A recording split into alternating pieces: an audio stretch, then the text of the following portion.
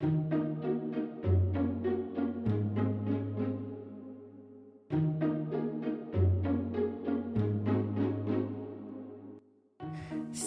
c'est Laurie. Bienvenue dans le podcast La faute à su. Dans ce podcast, on parle de nos expériences qui ont pu ou auraient pu changer une situation, notre journée, notre vie. On va parler d'intuition, de ressenti, de petites voix, de médiumnité, mais pas que. C'est parti!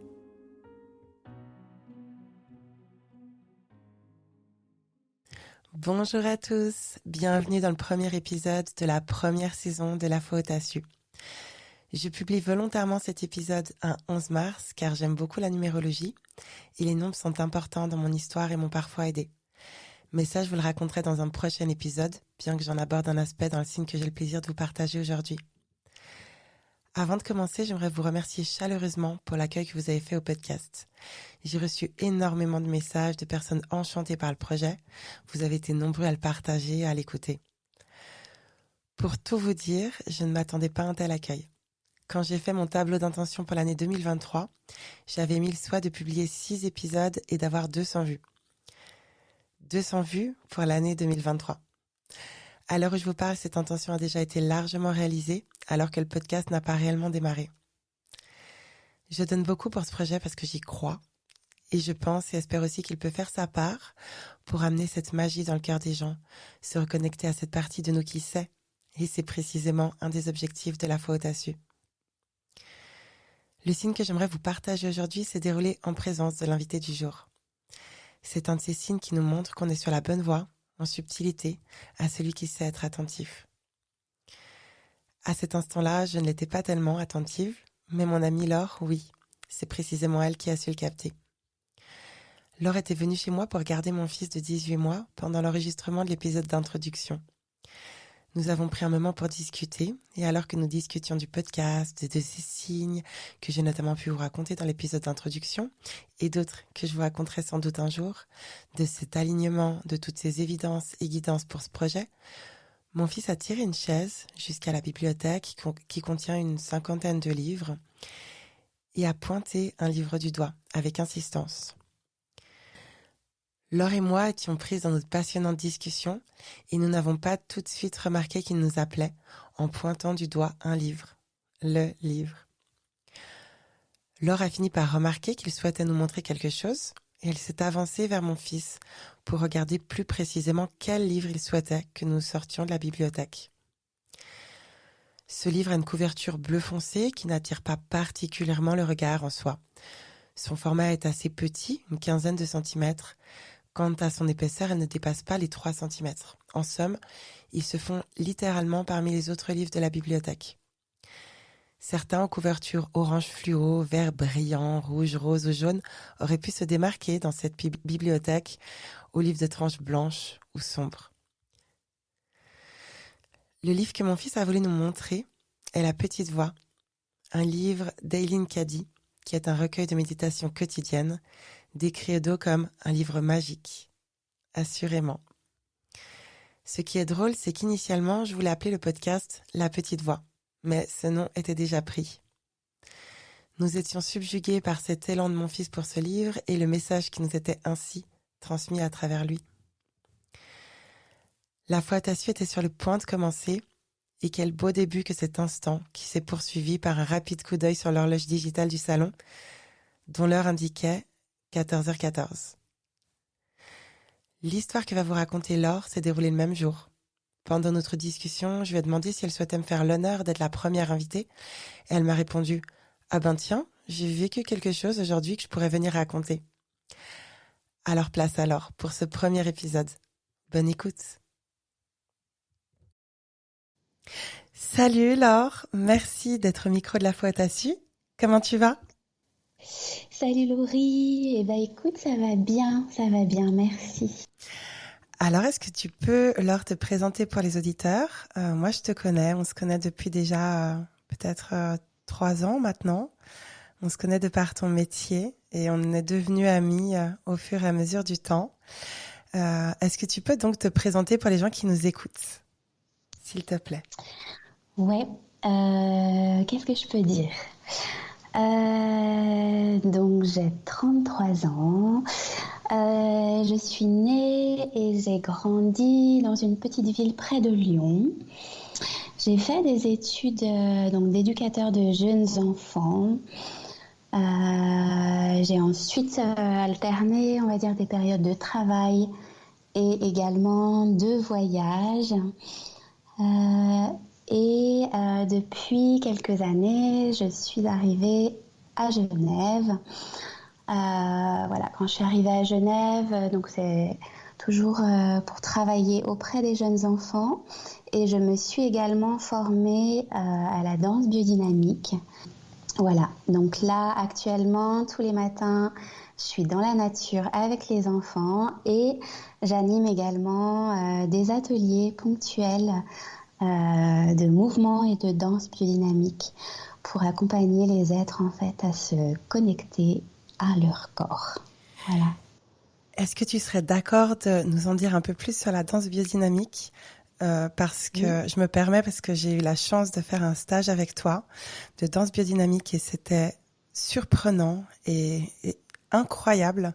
Tu l'enseignes à merveille et cette technique est époustouflante. Vraiment, j'ai pas d'autres termes que des termes aussi enjoliveurs parce que ça m'a vraiment énormément élevée, j'ai envie de dire. Est-ce que tu arrives à nous en parler un petit peu, s'il te plaît? Ouais. Alors, donc en gros, la danse biodynamique, c'est une approche de la danse axée sur la respiration et le mouvement exprimé d'une manière ressentie. Voilà, donc il y a à la fois des exercices de réaccordage du corps pour replacer la bonne structure dans le corps, voilà, à travers les centres énergétiques, à travers la respiration et des temps également de danse libre, vraiment où on vient s'exprimer avec beaucoup de liberté. Et ouais, en gros, c'est ça. Moi, grâce à ton stage, j'avais pu mettre le pas final pour sortir de ma zone de confort et enregistrer puis publier l'épisode d'introduction du podcast. C'était vraiment le pas final, en fait. Où, ok, je m'engage dans la semaine. Tu avais mentionné à la fin du cours, voilà, est-ce que vous pouvez prendre un engagement pour vous-même dans la semaine? Et mon engagement, c'était, ok, je m'engage à enregistrer cette semaine l'épisode d'introduction pour le podcast. Tout était déjà prêt, peaufiné, mais j'avais pas encore sauté le pas de l'enregistrement. Donc, je te remercie aussi pour l'opportunité de ce stage. Merci à toi. C'est vraiment magnifique de voir ce chemin parcouru. Et effectivement, à partir du moment où on vient travailler dans le corps, incarner dans le corps, ça vient faire bouger tout un tas de choses dans notre vie et dans notre quotidien. Et ça a été également mon cas où il y a eu vraiment, je dirais, vraiment l'acceptation de mon incarnation sur Terre. Ça peut paraître assez fort et assez fou, mais c'est vraiment le cas. C'est à travers la danse biodynamique que j'ai pu vraiment me reconnecter à mon corps et là ça se fait petit à petit, mais de retrouver chaque jour le chemin de ce corps, l'habiter pleinement, se reconnecter à ses dons, à ses talents, à sa valeur, et juste pour pouvoir offrir ça au monde. Ouais. Ah, c'est très beau, magnifique. C'est vraiment puissant comme outil. Hein. Ouais. Eh bien, je te remercie, Laure. Merci à toi.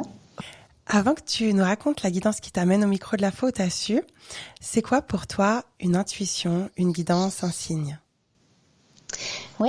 Alors, de par mon expérience, je le vois vraiment comme une espèce de connaissance immédiate, un peu spontanée, qui vient et qui est pas du tout connectée à un raisonnement mental, ni à une expérience, Et d'ailleurs, c'est souvent un peu irrationnel, un peu fou. Voilà. À un niveau personnel, il y a mes intuitions, elles me viennent surtout ouais, je dirais de ressentis corporels ou des idées, des images, des visions. Donc voilà, c'est super spontané, un peu voilà, sorti de nulle part, mais ouais, c'est ce qui me vient en tout cas. Ouais, je vois tout à fait. Et quand tu dis des images, c'est vrai que j'ai aussi parfois justement une image qui s'affiche ou qui veut dire quelque chose. Toi, c'est plutôt quand tu as les yeux fermés que ça t'arrive ou ouverts ou c'est au réveil. Est-ce que quand tu parles... Alors pour l'instant, j'ai la sensation que pour être au contact avec ouais, mon espace intérieur, bah, c'est encore plus facile pour moi d'avoir les yeux fermés. Donc ouais, souvent en méditation, relaxation ou danse, voilà, j'ai les yeux fermés et là j'ai cette vision qui descend, ouais. Donc pour moi, plutôt les yeux fermés. Et toi, les intuitions, c'est plutôt les yeux fermés ou ouverts? Euh, alors, si c'est sous forme d'image, ça serait plutôt les yeux fermés. Moi, ça se présente comme en noir et blanc. Ouais, Et quand je dois faire un choix où j'hésite, ou même par exemple quand je tire une carte de mon oracle, quand je veux savoir quelle carte je dois tirer, je ferme les yeux. Et pour l'oracle, alors je vois mon jeu d'oracle en fermant les yeux. On appelle ça apparemment un nécromental. J'ai découvert ce terme il y a quelques semaines. Et ouais. je vois comme en évidence la carte que je dois tirer et le nombre de cartes que je dois tirer. Et quand j'hésite, je vois les yeux fermés, donc une balance. Et Ouais. ça penche du côté... le côté à gauche s'abaisse si c'est non. Le côté non est plutôt à droite. Et inversement, le côté qui s'élève pour le oui est à gauche. Donc, quand je recherche une réponse par oui ou par non, ça se présente de cette manière-là. Euh, et puis sinon, au niveau visuel, j'ai aussi pas mal de petites lumières à des moments clés et surtout beaucoup sur mon cadet, mon dernier fils. Alors, je sais pas si c'est son aura, si c'est des présences qui l'accompagnent. C'est des lumières comme un peu métallisées, vertes, bleues. Oui, il y a beaucoup de vert ou de bleu, parfois jaune. Et ça, Hmm. j'ai principalement eu sur mes enfants, ces lumières-là, et dernièrement dans la nature aussi. Mais je ne sais pour l'instant pas les interpréter plus que ça. Hmm. Hmm. Ok. La guidance que tu vas nous raconter aujourd'hui, c'est plutôt une guidance de confirmation, c'est ça? Oui, exactement. Alors en fait, je vais ramener un petit peu au contexte, c'est-à-dire que depuis le début de cette année, je sens que c'est vraiment un espèce de carrefour pour moi avec un gros changement de direction qui se présente. Euh, je ressens un appel de l'eau et de l'océan depuis quelques mois et je m'apprête à lâcher mon travail ici à Genève, à lâcher mon appartement, bref, à vraiment faire un espèce de grand saut à la fois pour explorer plutôt l'océan Pacifique et également pour me former à une technique de massage aquatique qui s'appelle le Watsu.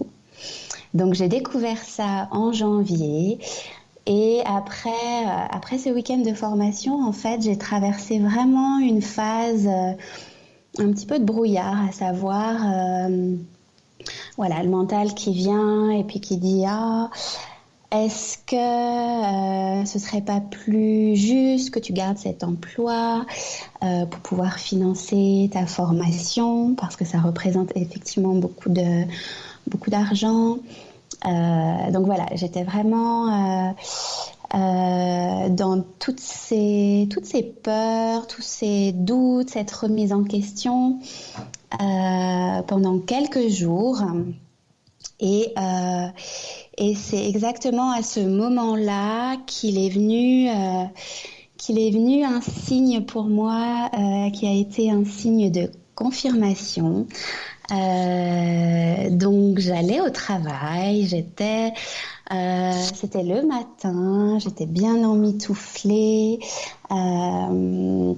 Voilà, le matin en général, je suis dans ma bulle, j'écoute la musique avec des écouteurs. Et là, en fait, je descends du tram. J'arrive à un carrefour, il y a le feu qui clignote, donc je me mets à traverser en courant. Et au même moment, en face, il y a deux dames. Il y a une dame qui traverse aussi en courant et l'autre qui l'attend. Et je croise le regard de cette autre dame et elle me regarde et puis elle dit, un petit peu en criant comme ça, elle dit à son amie, ne reste pas dans le froid, vas-y. Et à ce moment-là, en fait, ça a fait vraiment tching. J'ai pris ces mots comme un message pour moi. Ça a vraiment résonné et ça a pris un sens, en fait. Je l'ai pris vraiment comme ne reste pas dans le froid. C'est-à-dire tu peux lâcher ce travail dans la forêt avec les enfants et vas-y. Ah, mais c'est dingue. Ouais. C'est vrai que c'est vraiment fou, parce qu'en plus, tu avais tes écouteurs, tu me disais, ou Mais c'est tu ça, écoutais ta c'est-à-dire musique que et... je sais pas comment j'en suis venue à capter ce qui se passait à l'extérieur. C'est vrai que le matin, je suis vraiment, vraiment comme je disais, dans ma bulle en fait, à écouter de la musique. Et je sais pas si la musique s'est arrêtée ou s'il y avait un changement de musique mais il y a eu d'abord cet échange de regards, comme si ça venait attirer mon attention. Et ces mots qui ont vraiment résonné et puis qui étaient dits assez fort. En fait, elle s'adressait à son amie qui était déjà un peu de l'autre côté, quoi. Et ouais, c'était vraiment, je l'ai pris comme un message pour moi et ça m'a, on va dire que ça m'a un peu poursuivi toute la journée, poursuivi dans le sens vraiment. Ah, c'est tout bon, c'est juste, fais-toi confiance, tu peux lâcher ça et puis ouais, juste vas-y quoi, vas-y, fais ce saut de la foi et tout va couler de source. Ah, c'est magnifique. Et en parlant de couler de source, il y a aussi quelque chose qui était super drôle. C'est que toi, tu voyais toujours à ce moment-là des affiches pour les bains de la Veste, c'est ça?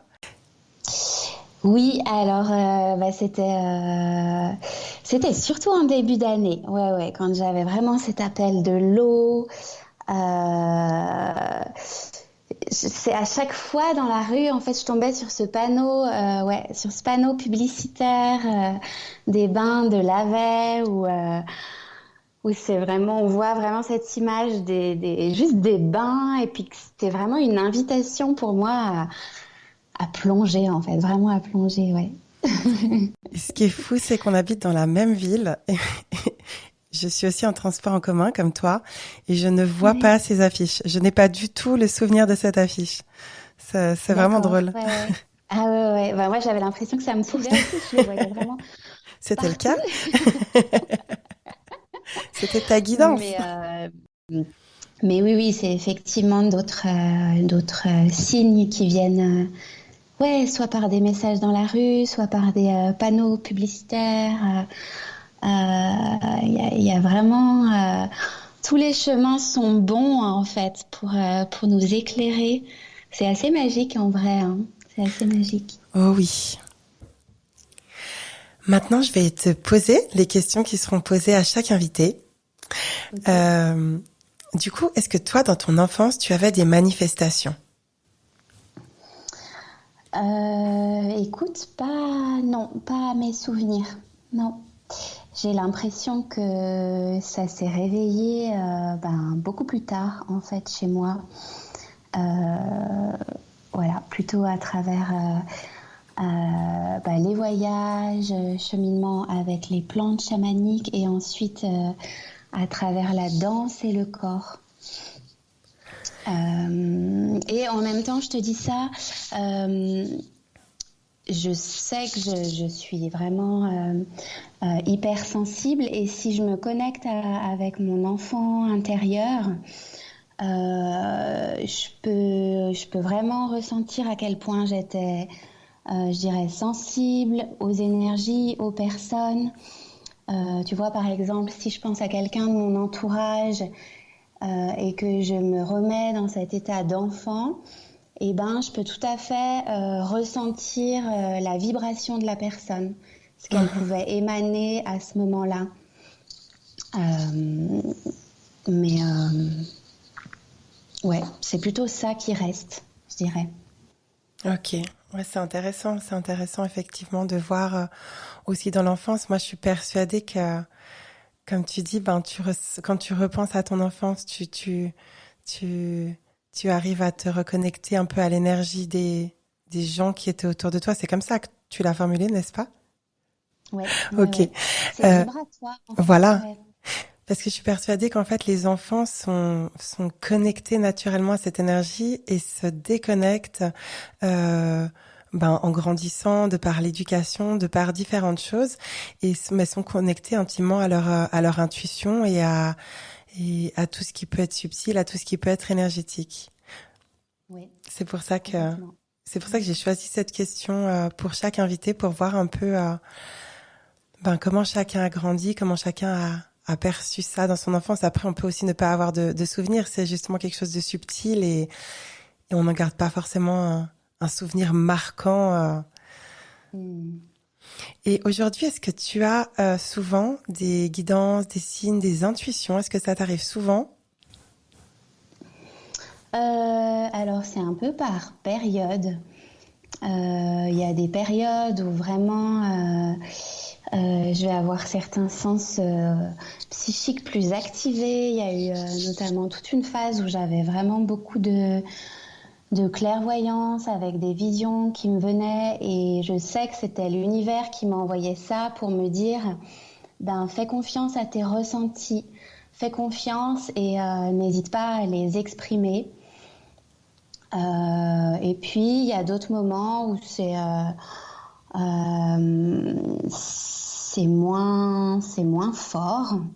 Mais je dirais ce qui reste chez moi, c'est vraiment tout ce qui va tourner autour du ressenti physique du corps, des vibrations, des fourmillements, des ondes, du chaud, du froid.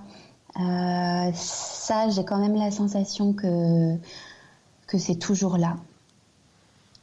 Voilà, donc plutôt kinesthésique en fait. D'accord, t'as répondu du coup. Je te remercie. À la prochaine question, qui était sous quelle forme ça se présente. Tu voudrais ajouter quelque chose à ce propos? Oui, alors kinesthésique et après de ce que je peux cerner, pour moi ça va être plutôt la vision avec des images qui vont se superposer, des espèces de superposition de dimensions différentes où je vais capter en fait que ce soit pour moi ou ce que je peux ressentir pour l'autre. Donc ouais, vision,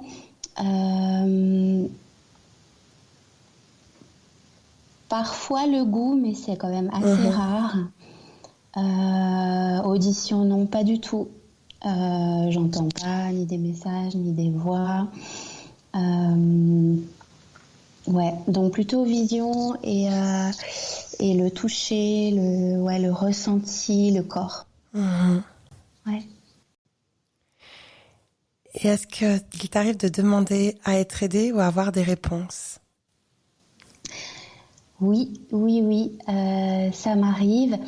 Alors, je dirais que globalement, je suis plutôt dans cet état d'accueil, d'ouverture et d'observation de ce qui se passe en moi et à l'extérieur de moi. Mais ça m'arrive quand j'ai vraiment une question qui revient et puis que j'ai besoin d'un éclairage assez rapide. Donc là, je vais plutôt utiliser des oracles ou les tarots. Et ça va m'aiguiller vraiment sur la décision à prendre ou la voie à prendre. Ouais. Je te remercie. Maintenant, si tu le permets, place à la lecture que tu as sélectionnée pour partager avec les auditeurs. Ça, c'est une idée qui vient de toi. Parce qu'à la base, je t'avais demandé si c'était possible de me donner une citation pour les réseaux sociaux que je pourrais partager sur les réseaux sociaux. Et on s'est pas compris, on était dans le bus, t'étais en train de me relayer pour les petits, parce que moi je devais partir, j'avais rendez-vous, enfin voilà, c'était fait un peu comme ça, notre discussion. Et du coup, t'es venue avec une lecture, et j'ai trouvé que l'idée était absolument géniale. Donc du coup, c'est quelque chose qui restera très certainement pour les prochains épisodes. Voilà, que l'invité amène une lecture de son choix. Qu'est-ce que tu as choisi comme lecture ? Alors, j'ai choisi un extrait du livre qui s'appelle « Vous êtes des dieux ». Donc l'auteur, c'est Omram Mikhail Ivanov. C'est un philosophe, pédagogue et maître spirituel d'origine bulgare. Et ouais, j'ai pensé à cet extrait parce que, je dirais, de par mon expérience, j'observe que c'est vraiment dans un état de réception et de silence intérieur que se manifeste le mieux mon intuition, ma petite voix, ma guidance. Donc voilà, c'est un court extrait qui parle du silence. Eh ben, je te remercie, Laure. C'est parti. C'est parti. Chaque jour, notre nature divine nous parle. Elle essaye de se faire entendre afin de nous conseiller, de nous éclairer. Mais elle ne crie pas. Elle n'emploie jamais la violence. Elle murmure son avis une fois, 2 fois, 3 fois, puis elle se tait. La nature inférieure, au contraire, qui a d'autres projets, d'autres besoins, insiste, répète, fait du tapage. Son but est d'étourdir les pauvres humains pour qu'ils finissent par se dire « Mais oui, si elle insiste tellement, c'est qu'elle doit avoir raison ». C'est pourquoi la personnalité ne craint rien autant que le silence. Elle le fuit. Elle sent qu'il l'empêchera de se manifester avec ses ruses, ses caprices, son arrogance. Elle sera paralysée, jugulée. Elle ne trouvera pas les conditions favorables pour mettre ses projets à exécution. Le silence est comme une porte qui s'ouvre sur les régions célestes. Et la personnalité sent que ce silence représente la fin de son règne, qu'elle va être obligée de céder la place. À la moindre vexation, au lieu de rester tranquille, elle répète à l'homme « Riposte, venge-toi » et elle ne cesse de le harceler. De son côté, l'individualité conseille « Calme-toi, attends un peu, tu n'as pas à t'inquiéter, car personne ne peut vraiment te faire du mal. Tâche seulement d'avoir un peu plus de lumière et un peu plus d'amour. » Voilà les conseils de l'individualité. Mais pendant ce temps, la personnalité fait tout ce qu'elle peut pour couvrir cette voix avec ses trompettes, ses grosses caisses, et elle insiste tellement jour et nuit que l'homme, qui est un peu bébête, se dit « D'accord, il faut y aller ».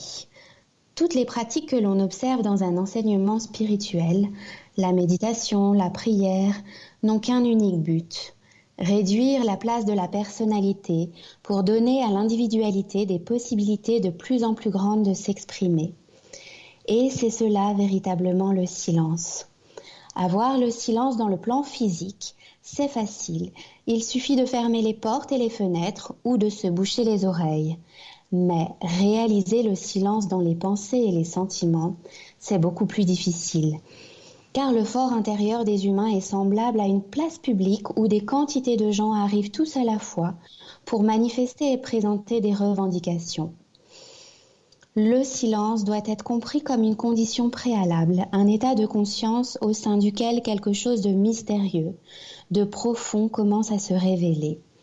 On appelle parfois ce quelque chose la voie du silence. Quand l'homme parviendra à tout apaiser en lui et même à arrêter sa pensée, parce que dans ce mouvement, la pensée elle aussi fait du bruit, alors il entendra cette voix du silence qui est la voix de sa nature divine. Magnifique. C'est vraiment magnifique. Merci Laure pour cette lecture. Merci. Riche en enseignements et ça me parle beaucoup. C'est vraiment magnifique. Je te remercie. Je mettrai la pochette du livre sur les réseaux sociaux. Oui, ça marche. Je te remercie d'être venue participer à ce premier épisode, d'avoir été la première invitée, d'avoir accepté d'être la première invitée dans La Foi où t'as su.